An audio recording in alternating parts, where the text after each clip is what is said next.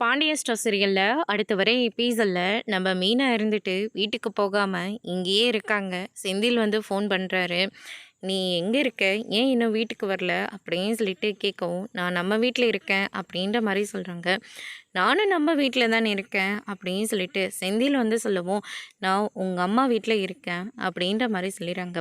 அங்கே எதுக்காக போனேன், நம்ம தீபாவளியே இங்கே கொண்டாடலாம், நான் விதவிதமாக பட்டாசு வெடிப்பேனா, நீ காரம் சாரமாக சிக்கன் பிரியாணி, சிக்கன் குழம்பு, அதுக்கு அடுத்ததாக பட்டாசெல்லாம் நான் பயங்கரமாக வெடிப்பேனா, அப்போ வந்து ஸ்வீட்டு காரன்னு சொல்லிட்டு எனக்கு நீ ஊட்டி ஊட்டி விடுவியா அப்படின்ற மாதிரி வந்து சொல்லிடுறாங்க. கோமதி இதை கேட்டு பொறுக்க முடியாமல், நீ நீ ஆசைப்படுறதுக்கு என் மருமக வந்து கஷ்டப்படணுமா, வேணும்னா நீ கேட்டதெல்லாம் கிடைக்கணும்னா இங்கே வா, மருமக வந்து அங்கே வரமாட்டா அப்படின்ற மாதிரி சொல்லிடுறாங்க. வேறு வழி இல்லாமல் நம்ம செந்தில் இருந்துட்டு ரொம்பவே ஃபீல் பண்ணிகிட்டு இருக்காங்க. அதுக்கு அடுத்ததாக நம்ம கதிர் இருந்துட்டு வான வீட்டுக்கு போகலான்னு சொல்லிட்டு கூப்பிட்றாங்க. நான்லாம் வரமாட்டேன்னு சொல்லிட்டு பிடிவாதமாக இருக்கார். அது ஒரு வழியாக கதிர் வந்து சமாதானம் பண்ணி கூட்டிகிட்டு போயிடுறாங்க. அதுக்கு அடுத்ததாக நம்ம செந்தில பார்த்தோன்னே பாண்டியன் இருந்துட்டு முகத்தை திருப்பி வைக்கிறாங்க.